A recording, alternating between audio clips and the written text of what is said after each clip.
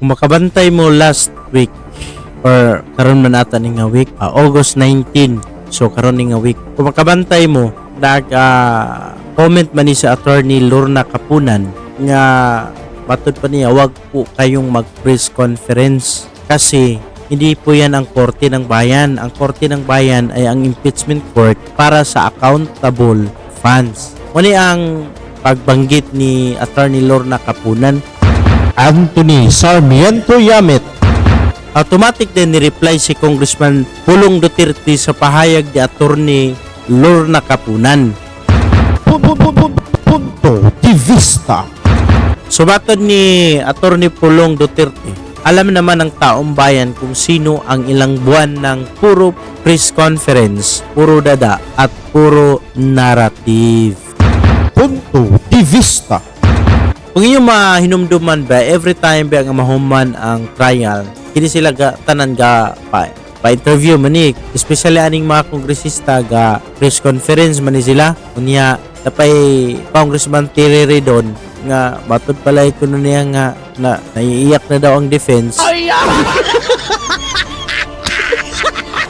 Nya kini si attorney Lorna Kapunan kay base sa iyahang istorya nga sali lang kuno pa press conference si BP Sara na or ang iyang mga defense team, pero kung imong una-unaon kinsa may halos kadahuman sa trial nga sali lag pa pakita sa camera kunya sali ra bag pangantsaw sa defense istoryahe, diba? So makita ni mo da kinsa tong sakto man ni kayo uroy ninggi ingon ni Congressman Pulong Duterte nga si kinsa man ang salig pa press conference every time nga mahuman ang trial nga kamura man gahapon. Anthony Sarmiento Yamit. Orang inyo ramang mga tao gihapon labi na mga kongresista diha mo isalig pa press conference. Punto de vista. Say lang po ni sa attorney Lorna Kapunan kay Joker biya po dito. Pero atong last nga sa attorney katong babae nga gamayon nga perti mang isuga musukol gid.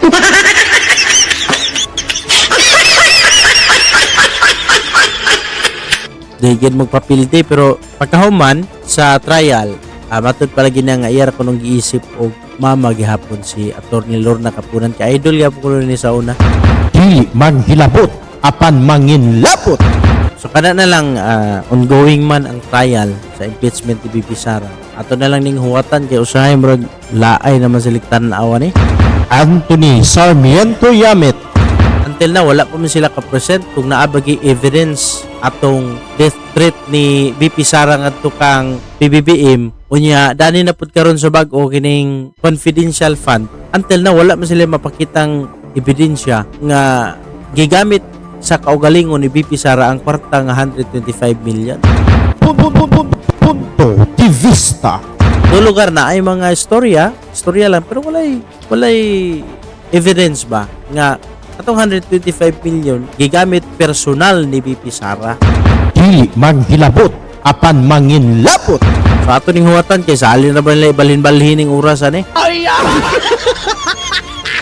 wala ta masayod kung sa taurasan din mo tan-aw kay ibalhin-balhin man. Pero sige lang ato nang bantay-bantayan kay every now and then ga monitor ta kay ano na to kay gusto mo pud kita masayod kay para sa ako to lugar Duterte man gid ang ako kasing-kasing pero once nga makita na to nga naagi dili maayo nga gibuhat si BP Sara dili man pud ta bata nga di na lang pud ta masuko di na lang pud ta mo issue sa atong Vice President kung tinuod nga na sa gibuhat nga dawtan. Dili manghilabot apan manginlapot.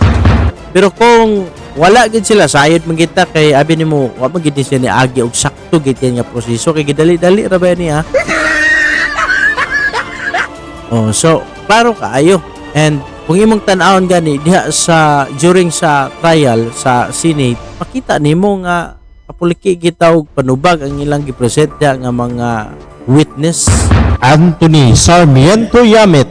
Ato lang ning hutuatan kung sa hindi nga ni basta kay ato na sila paminaw na anyway kuan lang ta kanang paminaw lang ta kung sa mga mahitabuan kay matud pang BP Sara lagi nga matud pa ni former President Tatay Digo nga kung ugaling ma-impeach gi si BP Sara nakasulat na ng daan. punto de vista.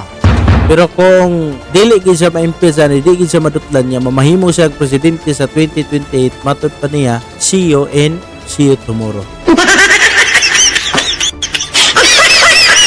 Napilan ninyo tuwata na po kung sa mga resulta na importante nga monitor gyapon ta every now. Anthony Sarmiento Yamit. Punto de vista. Dili manghilabot apan manginlabot.